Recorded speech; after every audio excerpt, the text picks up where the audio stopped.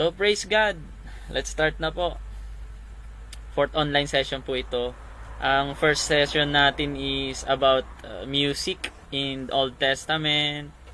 And then, may mga tinalakay tayong konti doon kung paano na-create yung music, and shinare din natin yung tinatawag na cymatics, kung paano nakaka-effect yung o apekto yung tinatawag ng mga frequency, and meron ding tinukoy natin na frequency na nakaka-stress. Yan. And then, nung second session, tinalakay natin yung another history na naman sa Old Testament in prophet times. And then, yung praise, about sa praise, 7 forms of praise. And sa third session natin, last time lang, tinukoy natin yung New Testament, or ibig sabihin ng music in Hebrew, yung talagang specific na word na music sa Hebrew. Yun po yung natalakay natin last time sa ating third session. And yung salitang sila or pose. And nag-comment tayo kay John MacArthur about yung sineshare niya na ang contemporary music ay hindi daw sa Panginoon. And nag-comment tayo doon na may nagsabi rin na pag sinabi mong classical, yun lang talaga yung may kabanalan at hindi nahaluan yun ng kademonyohan, parang ganon. Pero na-prove naman natin na it was wrong dahil merong 10, shinare ko na 10 classical music piece, isa lang ang binanggit ko or dalawa, na meron ding mga devilish na tawag doon, influences ang classical. Kasi nung panahon ng classical music at mga orchestration parang or orchestra ang ginagamit, yun yung contemporary music nung panahon nila. So tatalakayin natin yan, bibigyan natin ng focus yan next week. Pero ngayon mababanggit-banggit din natin yan, what are the contemporary music on those times. Pag sinabi mo kasing contemporary, ay kasabay ng panahon na yon. Yun ang ibig sabihin. O ngayon, kung ito yung panahon ngayon, kung ano ba yung kasabay ngayon in a secular term. So, ang topic natin ngayon is about church fathers and early Christian music, and church in medieval period, about dark ages. Hanggang dyan sa dalawang yan. At medyo mahaba-haba po kasi ito. That's why we will take this as one whole subject na, kasi merong nakalagay sa atin dito na subject na history of Christian music. So magsimula tayo dito sa Church Fathers. Yan. Sa mga ready na po ba kayo makinig? Sa mga bagong pasok sa ating live streaming, paki-share naman po ang ating live stream. Yan. 2 click lang po ito. Kaya kahilingan ko po na share po natin. Magandang gabi po sa ating mga manonood. Meron tayong 18 na manonood sa live streaming. Pa-comment po kung saan po tayong lugar nanonood ngayon. Magandang gabi po. Brother Efren, Sister Rowena, Brother Jong, Pastor Jun, and Brother Allen. Thank you po sa inyong pagsubaybay. Kahilingan ko po ay pa-share po ng ating live. So the earliest church fathers generally found common ground in their writings. Yet the realm of music sparked disagreement. Kaya noon pa man, hindi na bago tulad ng nangyayari ngayon, marami ding mga disagreements ang nagaganap since then, as in. So early Christian worship heavily borrowed from Jewish synagogue tradition. Obviously, dahil sabi nga ni Apostle Paul, di ba, na let us also sing hymns, di ba, and psalms. That's why kahit sa music or tono ng mga yon, ang ginagamit is Jewish influences. And rooted in Middle Eastern, Semitic, and Jewish musical practices rather than Greek or Roman influences. Kung halimbawa, ang culture ng Jewish ay iba, then yung mga tugtugan din sa mga Jewish at Roman influence, iba rin. So, yun yung tinatawag na ka-contemporary nila, no? Yun yung, iba yung genre nila. Yung magkakaiba sila ng genre. So, as Christianity thrived in a pagan Greco-Roman environment, conflicting views on music emerged. Doon na nagsimula dahil iba yung influence ng Jewish music tsaka ng Greco and Roman environment, Greco-Roman, ibig sabihin na sabay na influence kasi yan.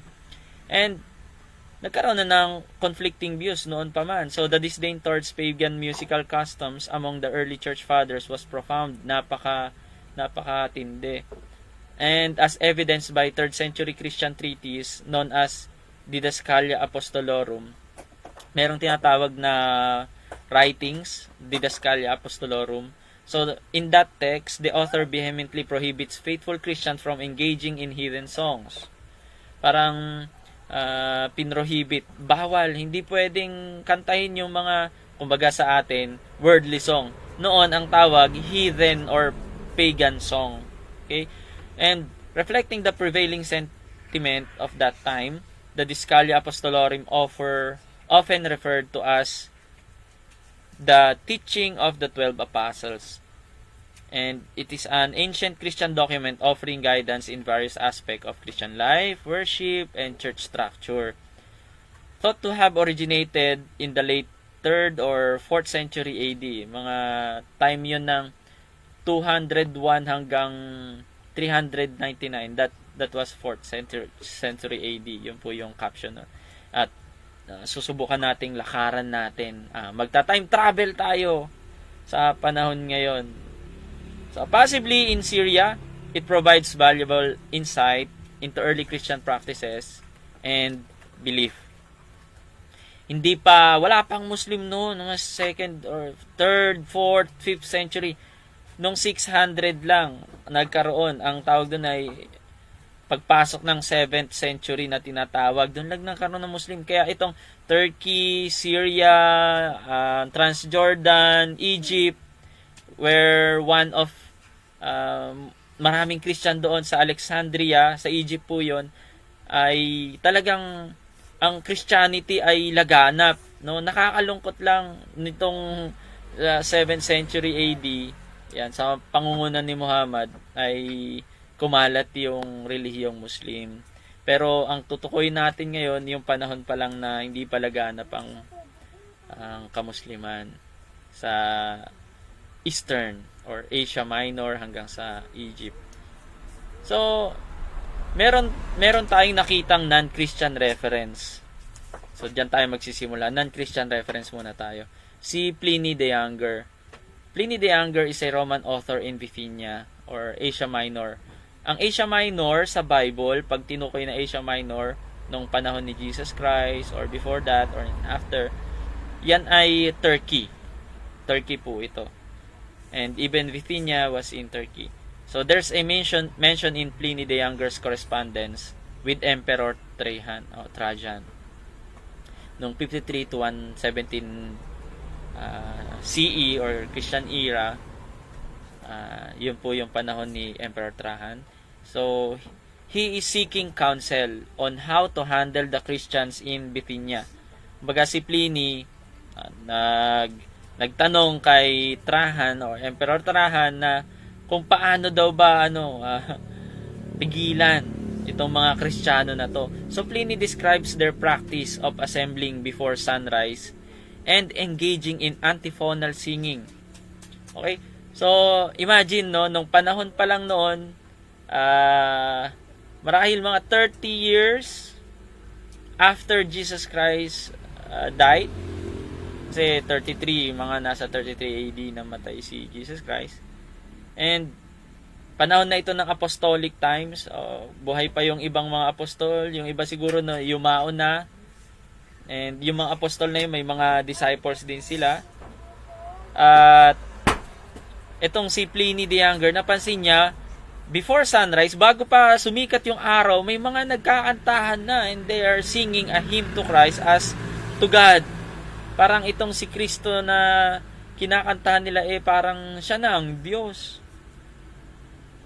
Kinakanta nila sa Panginoon na ang Panginoon nila, ang Diyos nila si Kristo, yung Kristo na pinako nila sa cross. And that is antiphonal psalmody, which involves the alternating singing or playing of psalms by different groups. Likely finds its roots in the Hebrew Psalms. So, yung mga psalms na yon, ang gamit din nila mga Jewish, kahit mga nasa Greece man sila, Alexandria, ang gamit nila Old Testament psalms. And likely finds its root in Hebrew Psalms, unique mirror structure. Minsan may mga sarili na rin silang hymn. Pag sinabi mong Psalms, Old Testament. Pag sinabi mong hymn, structured na, gawa na ng mga Christian yan. And yung structure ng hymn nila is according to Hebrew Psalms din. So yun yung structure niya. Na may sila din, may pahinga, and then choral. So suggesting an origin in ancient Israelite worship practices. So yan yung mga worship practices nun. Napag-alaman talaga na kahit yung wala sa Biblia, hindi mababasa sa Biblia, pero kilala si Pliny the Younger sa history, and pati siya may writings or meron tayong proof na si Kristo ay nabuhay, na impluwensya niya mga Kristiyano noong mga panahon nila, and those Christians are threat sa Roman Empire. Napakalaking threat sa kanila. Dahil ang gusto nila, ang Diyosin lang ay yung emperor. Diba po? Kaya ang ginagawa sa mga Kristiyano noon, sinusunog, pinapakain sa leon. Ang tindi ng mga ginagawa. But because of faith, they're willing to die as sabi nga po ni Apostle Paul, di ba? That to live is Christ and to die is gain. Amen po ba? So, kahit siguro kanta na lang, natutulig pa yung tenga ng mga taong to, di ba? Siyempre, hindi naman itong mga Kristiyano, may mga karga din yan na iba-ibang espiritu. At hindi talaga kaya ng espiritu ni Satanas ang mga awitin para sa Panginoon. Yun nga lang tugtog Napapalayas ng masamang espiritu. Tugtog pa lang yun Si David tumutugtog, harp, napalayas na ang espiritu. How much more kung kumanta ka pa at tinataas ay yung anak ng Diyos kung saan nangangatal yung mga demonyo sa salita pa lang o pangalan ng ating Panginoong Hesus. Amen? Kaya makapangyarihan ng musika. Sa mga first time na nanonood ngayon, sa mga nakasunod o nakasubaybay po sa ating pong live streaming, meron na po tayong naunang 3 session, online session. So ito yung 4th session na. I will try to send the link in our page sa Pastor's Notebook, yung 1st and 2nd session natin. Naka-upload po yun sa YouTube. So, dito tayo sa Church Fathers and Early Christian Worship. Ikalawang person natin is si Ignatius of Antioch in AD 107 or 108. Hindi natin alam kung anong eksakto, kaya ganyan ini-slash ko kasi ang hirap naman pag sinabi kong 107, parang sigurado na ako nun. Hindi ako sigurado. May mga research ako na 108 siya na buhay, meron yung iba or namatay, and yung iba 108. Yeah. So in early church, the first period after the biblical era is known as that of Apostolic Fathers. So sabi ni Socrates, one historian po yan ng Constantinople. Ang Constantinople ay nasa Turkey. Hanggang ngayon, Constantinople pa rin ang tawag doon sa Turkey. Isa sa mga parang Vatican. So yun yung pinaka second center talaga ng Christianism, yung Constantinople, which is now became nung nasakop ng mga Muslim yung Constantinople, yung dating Christian yung lugar na yon, naging Muslim temple na, yung tinatawag na Hagia Sophia na temple doon sa Turkey, Constantinople. Pero pwedeng bisitahin pa rin siya ng mga Kristiyano sa ngayon kasi open na siya. So it attributes the introduction of antiphonal singing into Christian worship to Ignatius of Antioch. So siya po yung ina-attribute ni Socrates of Constantinople na si Ignatius daw yung isa sa mga nag-introduce ng antiphonal singing, who reportedly experienced a vision of angels singing in alternating choir. So si Antioch si Ignatius, siya daw po yung naka-vision, no? Na-vision niya yung mga angel, kumakanta daw sila na may alternating choir. Okay, vision po ito, vision. And this vision was not confirmed. Vision lang. Okay, kahit paggising ka, pag mag-daydream ka, ang tawag doon, hindi talaga daydream, kundi sa biblical, vision ang tawag doon. Paggising, tas may nakita, vision. At hindi lahat ng mga vision ay ano po yan, ang tawag dito, biblical o kaya totoo. Subjective po ang vision at saka dreams. Ibig sabihin, kasama hindi siya grounded ng truth talaga unless mag-align yung vision and dreams sa truth. Kasi nagturo ako na yung angels ang nakalagay doon, hindi sila kumakanta, no? So, ito naman si Ignatius, nakita daw niya na kumakanta. Ewan ko, sana ipakita din ni Lord sa akin na kumakanta nga yung mga angel sa dreams or vision, hindi natin alam. So many of their writings concerning music serve as illustration to convey a point, similar to Paul's approach in his letters to the Corinthians. Sa mga manonood at saka first time ngayon, kung bakit nagtataka kayo, nagturo ko na hindi kumakatang angel, panoorin niyo yung second session natin sa Systematic Theology 2 ng Angelology, Myth about Angels. And biblically, lahat ng may salitang kumakanta o umaawit ang mga anghel sa Tagalog, pag binasa natin sa Greek, hindi mo mababasa. Wala. It is not existent talaga sa pagkakasulat in original version. Kaya nasabi ko yun. So, for instance, Ignatius of Antioch in his letter to the 7 churches as he journeyed toward martyrdom, so provides a notable example. At yung mga sulat niya na yun sa 7 churches, hanggang siya ay namatay, so pinatay din kasi si Ignatius, ay example po yun. And in urging to the Ephesians to align themselves with their bishop, Ignatius employs an analogy of being tuned to the bishop, akin to the strings of a lyre. Okay? So meron silang lyre. He envisioned Jesus being sung. Envision lang yan, and with unity of mind, envisioning the Ephesians forming a chorus harmoniously joined together to sing in unison through Jesus Christ to the Father. So, sabay-sabay sila. At meron silang gamit na lyre. Okay? So, ang lyre, alam naman na natin ang lyre, isang bagay na pwedeng paluin at ito'y tutunog. Kumbaga, yung lyre na ginagamit ngayon, yun, lyre. Noon, ang mga lyre ay pwedeng iba't ibang hugis na bilog, pwede ring iba't ibang hugis na metal, na laki, ganyan. Ganun po ang mga lyre. Next po tayo, si Justin Martyr, okay, and Tertullian, nung AD 150 to 222, medyo tumalon tayo ng parang 107, naging 150 na, after 50 years, ganun. Parang, hindi pa pinanganak yung ibang tao noon, yun yung klase ng instrumento noon, no? May mga lyre sila. Biglang nung panahon na ni Justin Martyr, doon na mababasa na ayaw nila ng musical instrument kasi sinasabi nila worldly daw. Kahit instrument talaga as in.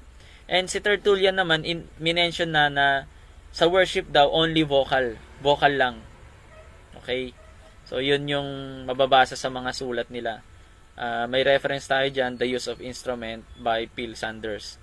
So, ayaw daw nila ng music instrument. So, noon pa man, ang Christian religion, sa pagiging relihiyoso na mindset, ay they are suppressing the usage of musical instrument. And, nung panahon ni Athenagoras, noong 133 to 190, so, he flourished in 2nd century CE. So, he was a Greek Christian philosopher and also apologist whose Presbya Peri Christianon, so meron siyang or Embassy for the Christian, is one of the earliest works to use Neoplatonic concept to interpret Christian belief and worship for Greek and Roman culture and to refute early pagan charges that Christians were disloyal and immoral. So, meron siya mga concept patungkol sa belief and worship ng mga Greek and Roman, and nire-refute niya yon, lalo na yung mga early pagan rituals. So, one of the most beautiful musical allusion is to God as a musician. So, sinasabi niya na our God is a musician. So, around 175, Athenagoras wrote on the reason for worshiping God rather than nature.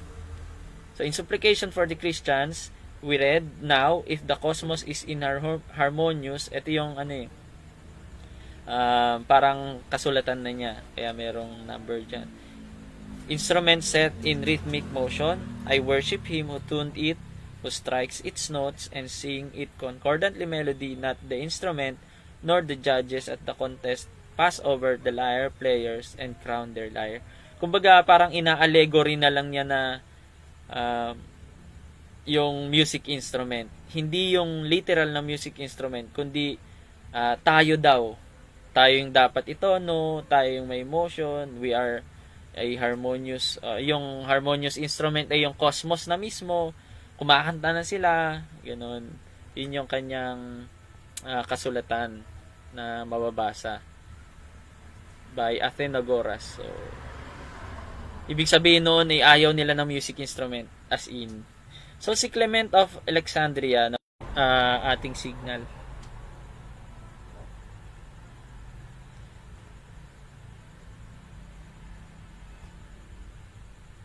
Ayan. So, bumalik na yung signal natin. Medyo mahina po kasi yung signal natin. So, nung 200 or 2nd century, meron tinatawag na Alexandrian School. Okay. So, there's intriguing discourse on instrument and music among the Alexandrian Christians. The Alexandrian School was renowned for interpreting the Old Testament allegorically. As in, napag-aralan natin to sa sa hermeneutics, history, na isa sa mga hermeneuticists, si Clement of Alexandria. Mahilig siya sa tinatawag na allegorical, na lahat halos ng mabasang word doon, kahit mga bagay, ina-allegory niya. No, na ito ay spiritual na sa panahon ngayon. Ganyan.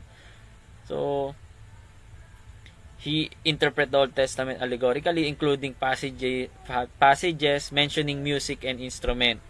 So, Clement of Alexandria interpreted David's new song in the Psalms as reference to Jesus Christ. Kaya, pag nabasa natin yung sing unto God a new song, sabi niya, yung tinatawag na new song, si Jesus Christ na daw yon.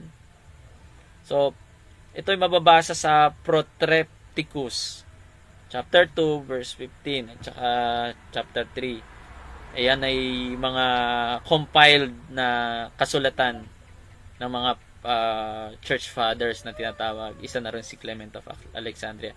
So, Clement allegorically interpreted instruments mentioned in the Old Testament to provide spiritual insight for Christian. For instance, so he suggests that the lyre mentioned in Psalm, yung lyre daw na mababasa sa Psalm, it symbolized daw either the Lord Himself or those who are saved. Kaya yung nabasa niya yung lyre na tinutugtog doon ni David, ang Diyos daw yon o kaya tayo na magpapalayas kay Satanas. Ganon kasi yung allegorical, parang lahat na lang ay may spiritual instance sa panahon ng buhay ng Kristiyano. So, isa pa, it is likening them to souls continuously attuned under the Lord's direction. So, kumbaga, ang lyre nakatune, dapat tayo rin nakatune. Yun lang yun. Pero yung gagamitin mo sa worship, hindi na daw. Kasi talagang sinusuppress nila. So, puro allegorical lang.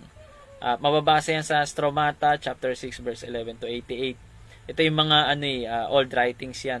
And I have some of extra biblical gospel. Meron akong mga writing din na nahukay sa Nag Hammadi sa Egypt. Kasi nung naghukay doon, ang daming mga writings kahit yung tinatawag na Epistle of Saint Peter, na hindi yung si 1st and 2nd Peter sa Bible, iba pa na Peter na book.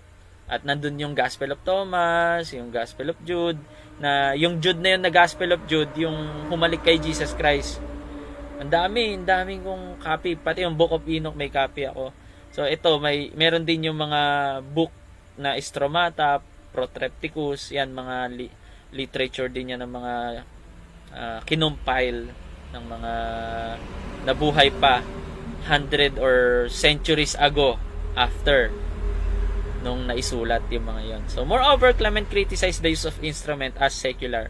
Pag tumugtog ka ng harp, flute, sa demonyo ka, ganon sila ka ganon din sila ka kadogmatic noon, no? Parang yung iba ngayon sa mga religious sect na rin ng mga Kristiyano, lalo na yung isang alam ko na religion, sabi niya ang drum set sa demonyo yan kasi gamit yan ng mga pag-ano. So parang yung ganong klase ng katuruanan idea ay hindi na bago at hindi lang sa kanila yon, kundi noon pa man nakaugat. Okay, nakaugat pa noon pa man. So Clement also condemned plucking string. Biruin mo pati pag-pluck ng string. Balik muna tayo. Moreover, Clement criticized the use of instrument as secular and potentially harmful to the church. Harmful to the church. Biruin mo, tumugtog ka lang, harmful ka na sa church. Di ba? So he associated musical. Minsan nga naman kasi, tignan mo, halimbawa, kalakas mo mag-drums, lit-lit lang ng church. Grabe, akala mo daig mo pa yung nag-concert sa open hall. Talagang harmful na yun sa church. Hindi yung church building, yung mga tao, kasi ang church naman talaga tao, harmful yun sa pakikinig ng mga tao. Instead na makapokus sila dun sa mga liriko ng inaawit, makapagpuri sa Panginoon, pati sila distracted. Instead na music ang malikha, noise ang nagaganap. So tuloy natin, he associated musical instrument with war. Okay, kasi ginagamit naman talaga sa war yung mga musical instrument, and contrasting them with humanity's intended role as instrument of peace. Kumbaga, yung musical literal na musical instrument for war, pero tayo naman instrument din tayo for peace. At mababasa yan sa Pedagogus chapter 2 verse 4. So Clement also condemned plucking strings. Biruin mo, kahit plucking bawal, kahit kumbaga Kristiyano ka, tapos biglang nakakita kung ganda naman ng harp, parang natetempt kang patunogin uy, bawal. Ganun katindi, no? Irreligious daw yun, and labeled the sound of aulos, yung flute, ibig sabihin ng aulos, that's a Greek word for flute na pag-aralan natin yan nakaraan, as erotic. Pero matutugtog ka lang ng flute, nang-aaraos ka na daw pag tumutugtog ka ng flute, nag-aano ka na, yung nang-aakay ka na na-arouse na yung sexual urge daw, ganon sila katindi. Kaya bawal sa loob ng church yan. Parang pinapa-inlove mo ako. Yun ibig sabihin kasi ng erotic, no? Nagkakaroon ka ng hook on ng emotion sa tao na tumutugtog. So that is erotic. Eros means love in opposite sex, di ba? So doon nagmula yung salitang erotic. So it leads to undesirable behavior such as dancing, and then drunkenness, and then moral degradation. That's why nung panahon nila, yun kasi mga instruments ay ginagamit ng mga manginginom, nagpuplute sila. Ngayon gitara kasi gamit, inuman, gitara. Noon kasi mga flute, harp, yun yung habang nagiinuman sila, yun yung kanilang pampagising. And then mga tambol, mga cymbals na maliliit, loud clashing cymbal, mga maliliit lang din ang loud clashing cymbal, hindi yung katulad ng mga cymbals ngayon na 12 diameters. Walang sobrang ganong kalaking cymbals noon. Gong sa China. Okay. So flute pa lang, ganon na sila kadogmatic. Ngayon, pag alimbawa sa Baptist Church or sa mga ibang evangelical churches, talagang pinopromote yung flute. And napaka-holy kung papakinggan mo. Pero kung sa dati pa pala, nung panahon nila Clement of Alexandria, mga sinaunang Kristiyano, and we are still looking at them na totoong mga Kristiyano tong mga to, mga kapatid. Hindi pa naman to mga Romano Katoliko, kasi ang Roman Catholic nagsimula noong 300 AD nung naging nagkaroon ng Pope din, di ba? At nung naging Kristiyano yung Rome, di ba? So, noon pa man talaga ay dogmatic na rin mismo yung mga tao. Kaya parang kung magkakaroon tayo ng reflection, ano matututunan nyo? 'Di ba? Paano nakarating yung mga flute na yan sa loob ng church? Noon pala bawal. Binabawal tong mga to. Paano nagkaroon ng mga gitara? Bawal. Kahit piano, wala pang electronic piano noon. Piano is a combination of string and lyre. Lyre, yun yung parang music piece na ganon. And then yun yung tatama yung pag pinindot mo yung piece na yon, tatama sa string. Kaya ang piano noon talaga is stringed. Instrument din po yon. Combination lang ng lyre style and string. So, irreligious ka. Hindi ka sa Panginoon. Makamundo ka kapag tumugtog ka ng flute tsaka gitara. Ganun daw yung panahon ni Alexandria. Tuloy natin. Number 5 pa lang tayo. Mga 70 na ata itong tatalakay na. Si Clement of Alexandria, meron din siya sa bukto ng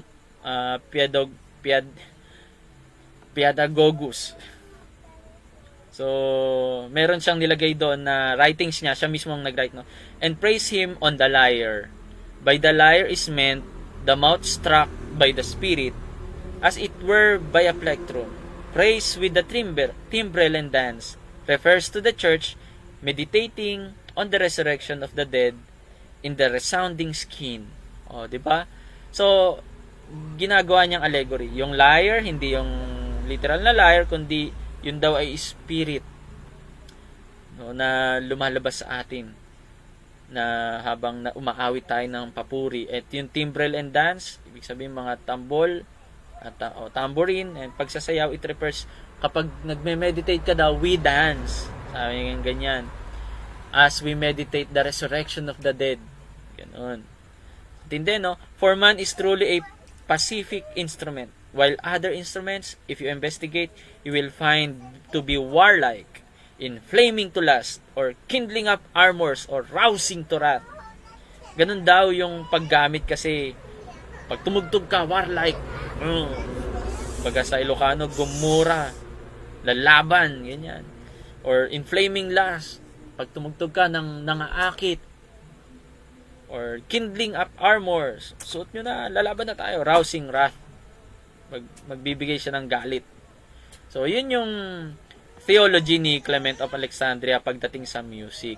Hindi naman lahat, no, ay masabi natin na mali si Clement of Alexandria. Marami siyang magagandang theologies, and binigyan na natin ng sample. Review nyo yung hermeneutics. Napakaganda yung hermeneutics, mga kapatid. And I'm trying to relive our past lessons. Ire-relive ko ng hapon at saka umaga sa Pastor's Notebook. Alam nyo na kung bakit. Kung di nyo alam, PM nyo ako. So, number 6. Ito naman si Athanasius of Alexandria. Ang Alexandria po, sa Egypt po yan. Meron pong School of Alexandria na tinayo po dyan ni Clement. So, as common as the debate on instrument in church music is, the next conflict is even more prevalent. Early Christians debated whether church music should be enjoyable or not. Kumbaga, pag aawit ba tayo, dapat ba na masaya tulad ni David na sumasayaw? Parang ganun eh. O kailangan suppress tayo na pag umawit, words lang at yung puso seryoso, ganyan, sa Panginoon. Noon pa man, debate din nakasalang na sa debate, 152 to 20 AD pa rin. No? So the first clear position on this topic appears in the 4th century in a writing to be well known as Bishop of Alexandria. And Bishop of Alexandria, si Athanasius po ay bishop sa Alexandria. Ang Alexandria, hindi tao yan, lugar yan, at si Athanasius yung tao na bishop. Okay? So itong si Athanasius, he take the position that psalm singing is not meant to be enjoyable. Pag kinanta mo daw yung salmo, hindi dapat ito na yung masaya ka, Nag-enjoy kang gano'n. Hmm. Diba? Hindi katulad ngayon, pag sinabi mong praise, masaya. Ayan, okay. Maindak. Pag worship, tahimik. Banal. Masaya din. Noon talaga, kahit emotion, hindi ka dapat masyadong ma-emotion na ngingiti ka na, tatawa kayo, ganun. Hindi. So, it's not enjoyable. First clear position, yun si Athanasius, sabi niya, some of the simple one among us still think that the psalms are sung melodiously for the sake of good sound and the pleasure of the ear. Parang sinasabi niya na hindi na isulat yan para sa mga Kristiyano na gamitin natin para maging maganda sa pandinig, hindi na ganon. Pero okay naman yung interpretation niya. Pakinggan niyo mabuti. Maganda rin kasi may matutunan kayo. This is not so. Scriptures has not sought what is sweet and persuasive. Rather, this was ordained to benefit the soul for every reason. But principally these two, yung dalawa na yun. So the first principal reason, psalm singing is to ensure that people are reciting scripture and praising God often in full voice. Binabanggit, dinedeclare. Second principal reason is for the singer to create harmony within himself. So Athanasius certainly views music as essential to the church, yet he does not believe its purpose to bring joy to those who are singing. Hindi kasi para daw sa atin. Hindi para habang kumakanta ka, nasa asarapan ka, ang ganda, grabe. Hindi ganon.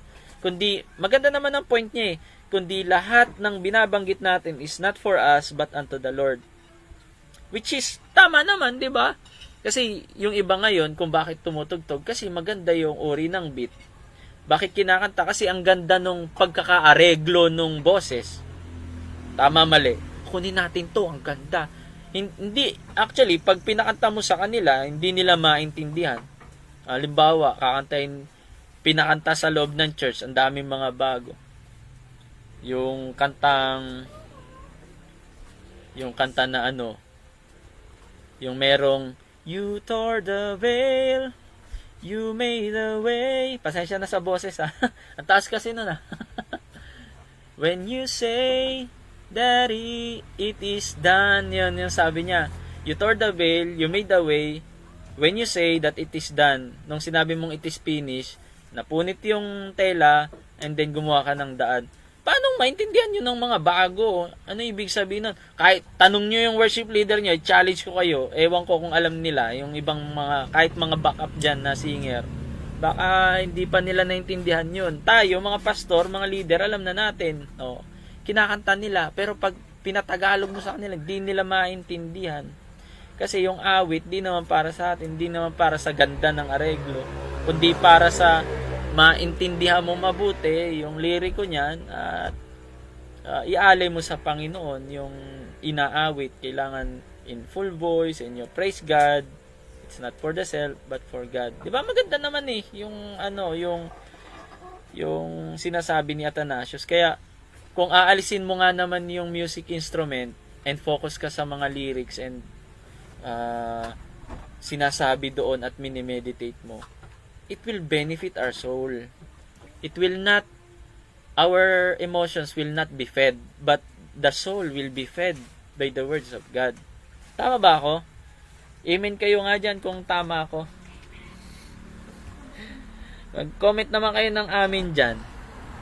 Galaw-galaw tayo. So magandang gabi po sa mga bagong manonood natin. Si Pastor James from Ilocos nandito, Brother Joriek, Brother Marvin, Brother Efren, Sister Rowena. May mga kasama na si Pastor Frankie. Kamusta po?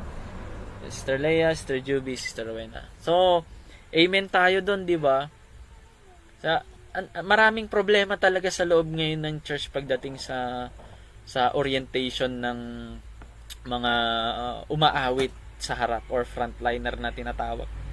Maraming kailangang orientation na gawin. Ikapito, si Eusebius at saka si Pampilius. Nakita ko sa book, magkarugtong Eusebius Pampilius. Akala ko tuloy noon, nung binasa ko tong book na to ay iisang tao. Pero as I study and research, magkaiba pala itong si Eusebius at saka si Pampilius. Kaya ang ginawa ko dyan, Eusebius and Pampilius. Si Pampilius, disciple niya si Eusebius. Parehas sila na tagahanga sila ni Origen. So, isa sa mga gusto niyo malaman kung sino si Origen, balik kayo sa hermeneutics. Talakay tayo doon ng mga great hermeneuticists. AD 260 to 340, etong si Eusebius at saka si Pampilius, merong naka-record dyan sa history of the church. When someone had stated to sing a psalm to soft melody, and then the congregation at first, and then would listen in silence, and only sing in the chorus the last verse of the hymn. So, sa kanila pala, naitalakay noon, no, naisulat na yung tinatawag na alternating, no, katulad ng mga awit ngayon, sa first verse ako muna tapos sa chorus na kayo sasabay, o kaya sa verse 2, sasabihin niya sa backup, o kaya yung una, kakanta muna sila bago kakanta yung mga congregation. So, yung tinatawag na palitan ng pag-aawit ay nung panahon pa pala ng 260 to 340. Minsan nga, pag nagpapaawit, ewan ko sa mga to, kita ko to'y sa mga nasa likod, kayo naman. Awit sila dyan. Mga lalaki, kayo naman. Awit, mga lalaki lang. O tahimik mga lalaki, mga babae naman. Yung mga babae naman, nakisisigaw din sila. Hindi, palaban din naman sila pag-aawit. So, ganun. Ganun yung parang modern type nung panahon noon na sa church. No? Hindi na bago na style noon pa man, ganun nang ginagawa nila. So, si Basil the Great naman, noong AD 343 to 381. Si Basil the Great of Caesarea, he prepared the use of psaltery to all the instrument in accompanying the singing of psalm. Parang, sabi ni Basil, hindi si Basil Valdez to baka sabi niyo, Basil Valdez. O kaya yung basil ng hindi rin ito yung basil na pampasarap ng pagkain. So, yan, okay na. Na-retrieve na po yung signal. Pasensya at unstable yung ating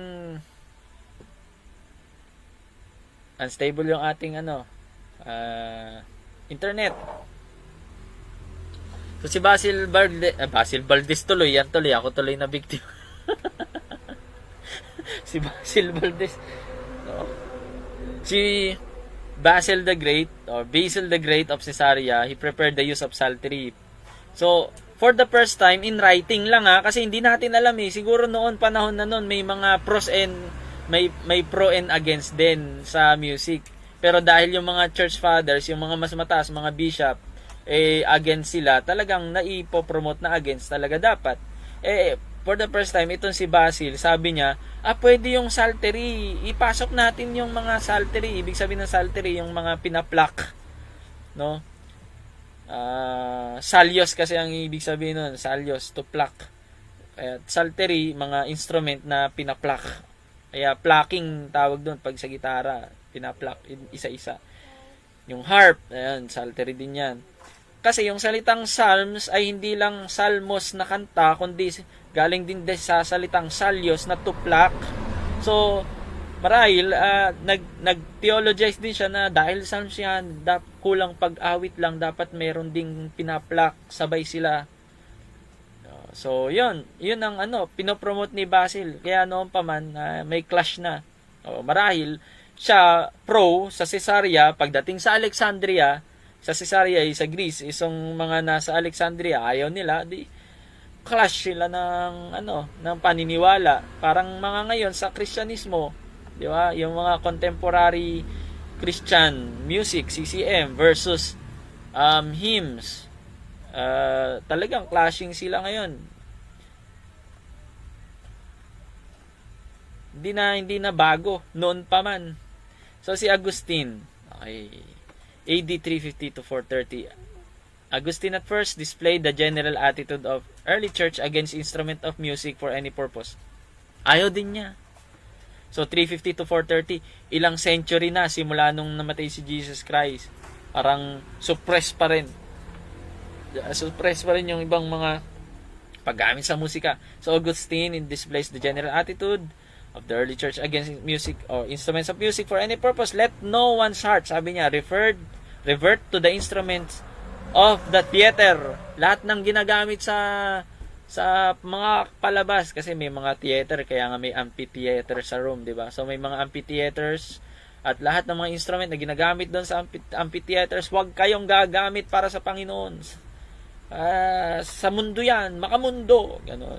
Parang dati, ewan ko kung inabutan nyo po, noon, nung panahon ko na na-expose ako sa music instrument, dumating din yung time na kapag nagvi-videoke ka, makamundo ka.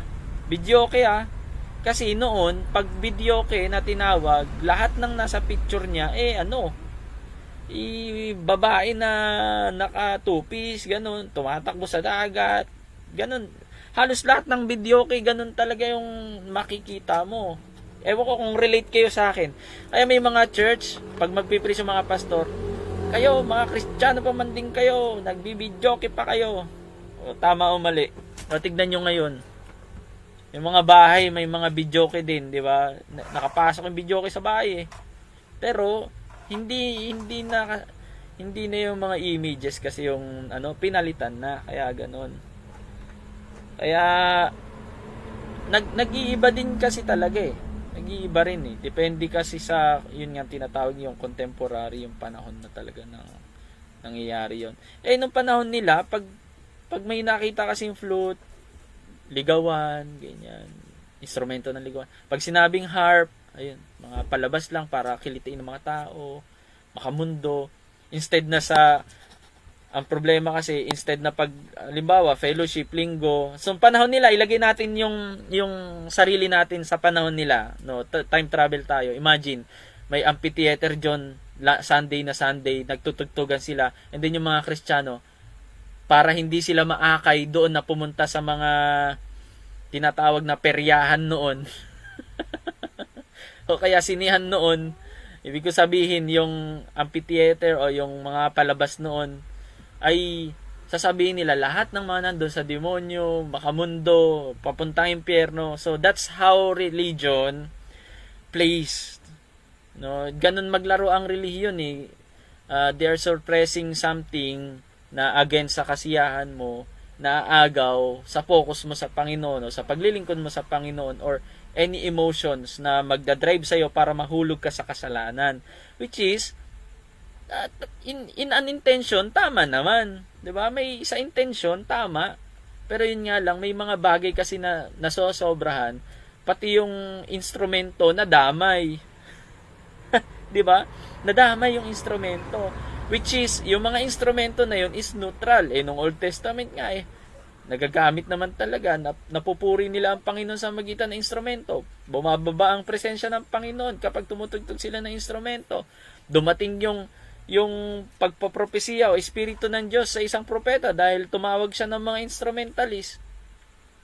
And sabi pa sa Psalm chapter 22 verse 2, the Lord is being enthroned in the praises of the people. Nung nagpapanahon na nagpupuri sa Old Testament, may mga instrumento din. Psalms 150, punong-puno ng instrumento. Kaya ang ginawa ng mga para isuppress, ang sasabihin na lang ng reliyon, ng Kristyanismo ay i-allegorize na lang siya. Tayo na kasi mga instrument ngayon. Ganyan. So, that's how our religion plays. No? Tinuturo ko to hindi para i-discourage kayo or minamasama ko, pero pinapaliwanag ko lang talaga as a theologian and to balance. No, i-check din natin, no, that's how our religion plays or maglaro ang relihiyon. Na ganon ang mga nagiging patakaran natin. That's why may mga dogmatic, may mga welcome lang sila kasi hindi ano lang naman yan, instrument lang naman yan, di ba? So maging balanse tayo sa dalawa. Number 10, eto pinaikli ko na ang kwento ko kasi pasensya na okay. Pag mga history kasi ayoko nung boring kaya kinakwentuhan ko kayo. Teacher ko kasi noon sa history lang, boring, kaya dapat di tayo antukin. Pag mga history, di ba ganun? So, the Church Fathers and the Early Christian Worship. Panoorin niyo yung hermeneutics natin na history, ganda nun. So, Gregory of Nazianzus.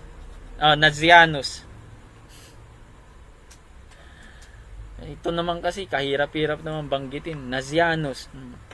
Siguro dito galing yung Nazi, no? Nazianzus. 330 to 390 AD. So, ano na to, 4th century ang tawag dyan. Mentioned instrument but not in a way to approve them. So, binabanggit ni Gregory yung mga instrument pero hindi naman niya ina-approve. He believed their only use was to arousement of sensuousness. Tulad ng mga nauna pang mga church fathers. Para sa kanila, ang interpretation nila. So, biruin nyo, 300 years na mindset ng church.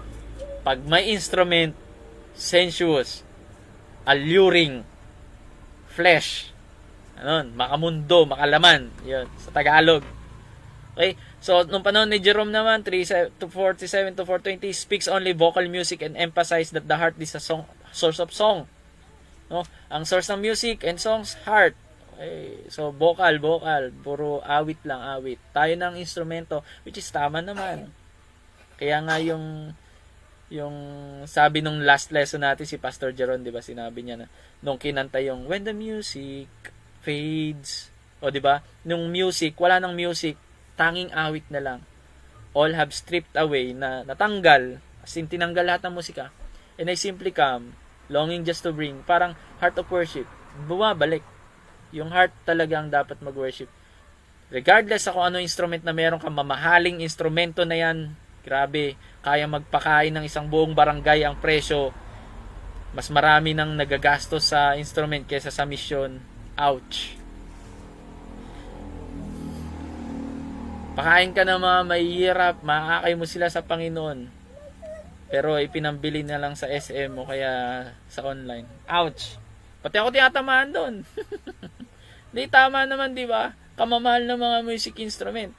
Maraming church, pinapagandang palasyo, pero yung mamamayan ng kaharian, hindi niya maakay na makalapit doon.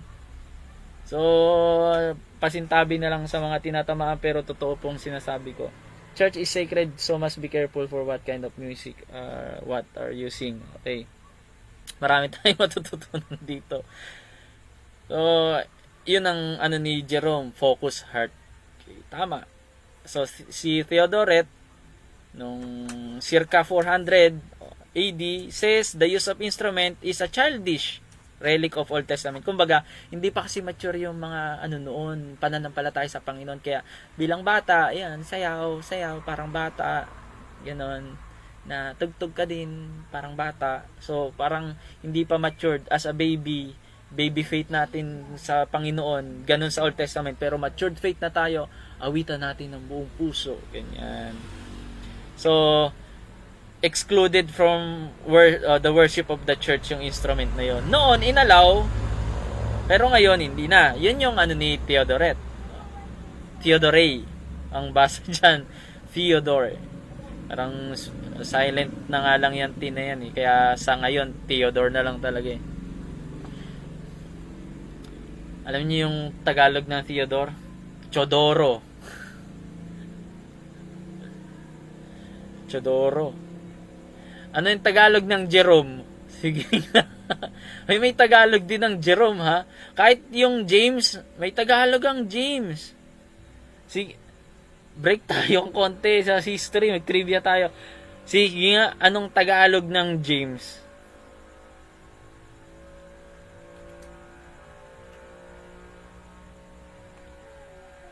Yung may tamang sagot, bibigyan ko ng 100 na GCash. As in, yung word by word na tamang sagot, James lang, James. Tagalog ng James. Oh. Santiago, mali.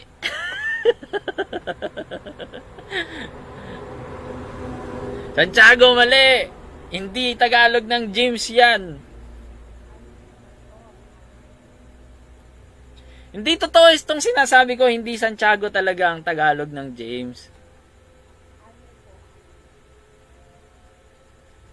Malalaman nyo kung bakit. Sige, babanggitin ko sa inyo. Trivia ito. Marirealize nyo, mali kayo. May tamang kalahati dyan, pero mali pa din. Santiago? Hindi Santiago. So, sige, sagot pa. Tingnan ko nga dito kung may makakasagot ng tama. Baka may sumasagot sa Zoom natin. Magtampo sila. Pastor, tama ako. Hello po, nawala. Nag-brown out po dito sa amin, kaya po nawala. So, nag-relive tayo. Check natin sa ano po.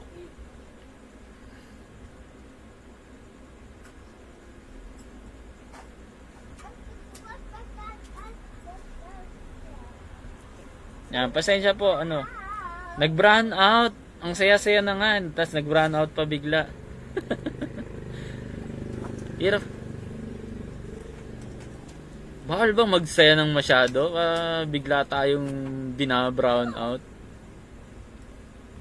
Saglit lang. Mag-ano tayo ulit sa Zoom.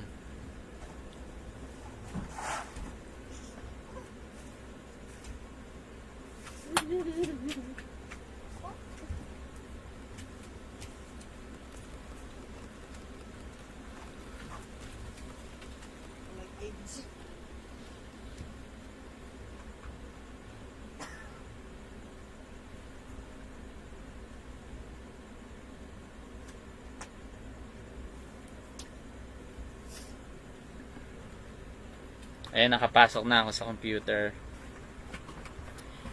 Check natin sa page kung nagre-live na ulit.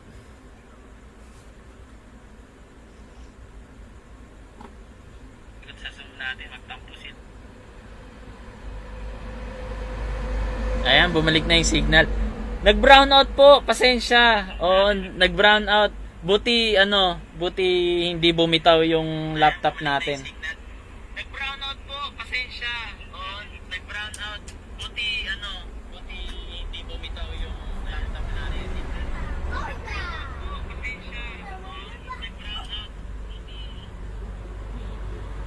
Maglulup yung boses ko saglit.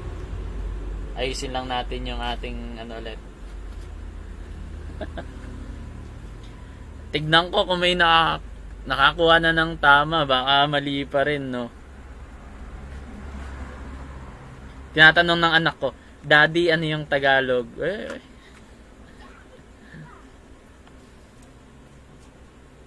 Jaime. Muntikan na, pero hindi. Santiago. May Tagalog ang Santiago, mga kapatid. Saglit lang yung boses ko naririnig sa Zoom. Dalawa kasi yung Hello, check, test, mic, 1, 2. Okay na po ba?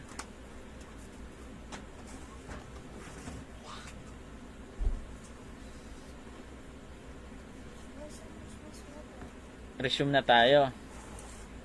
Okay. So, sino nakakuha ng tamang sagot? Check natin. Ay, mali. Ayusin ko lang yung presentation natin,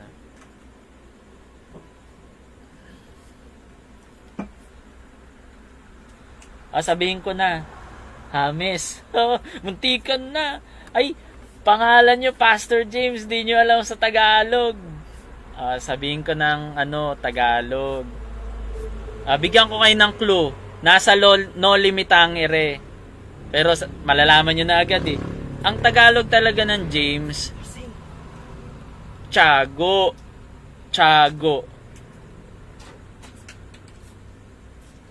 Ay, wait lang po. Sa Zoom po, hindi marinig. Saglit. Hindi pa ata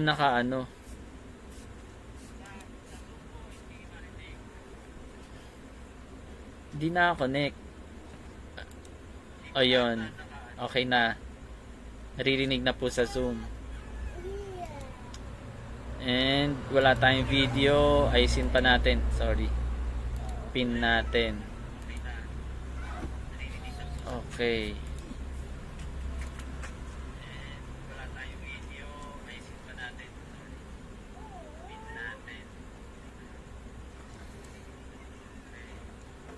Tiago po ang Tagalog.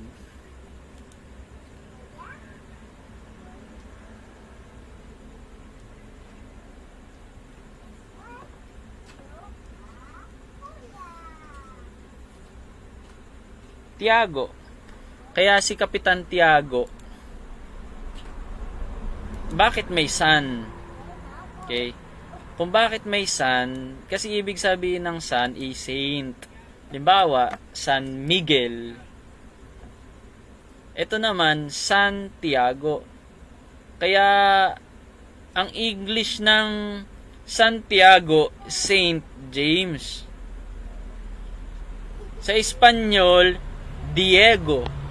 Yung James, sa Espanyol, Diego. Kaya yung salitang San Diego, Espanyol ng salitang Saint James. Pag Tinagalog, San Tiago. Oh, alam nyo na. Kaya kung bakit yung James naging Tiago o naging Santiago. Kasi Saint James ang ibig sabihin ng Santiago. Trivia po yun. Totoo po yung sinasabi ko. Hindi po yun ang angaw o parang lang. Hindi ko maipin yung ko po, saglit.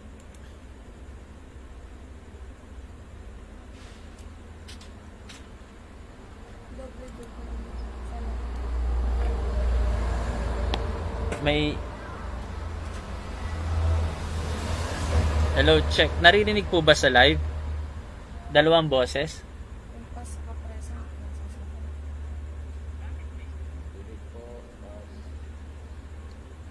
Doble po ba ang boses?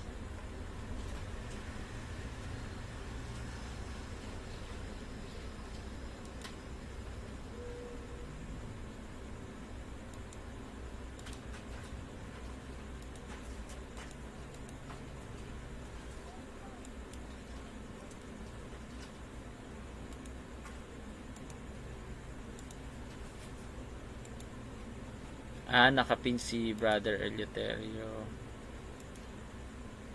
Tanggalin natin sa pin. Paano tanggalin? Para yung mukha kong makita.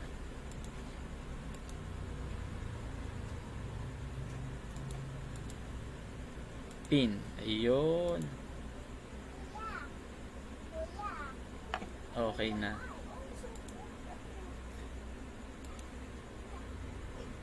And then share. Ayusin ko lang po pasensya na. Mag-share screen lang ako. Nako po, sino kaya ang naging host? Kailangan pakigawa nga po kung host. Na kasi yung host na iba nung bumitaw.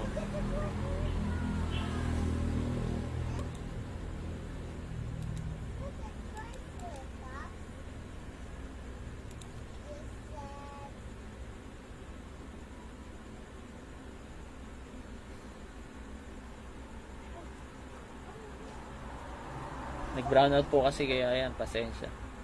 Doble pa rin po ba ang sa live stream? Boses ko.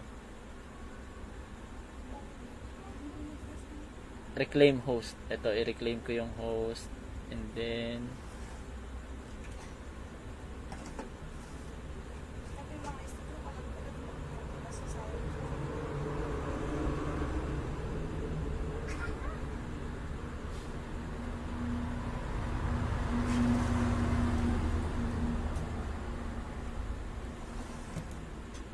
yun. You are now the host. Pwede na mag-share screen.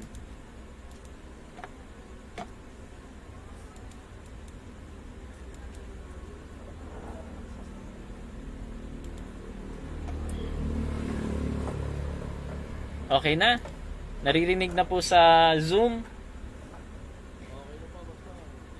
At sa live stream, doble pa po ba ang boses?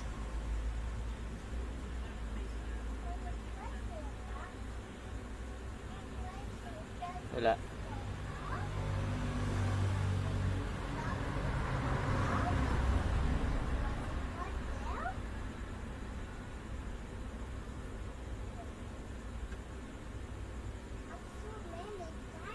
Sige, yan. Okay, tuloy na tayo.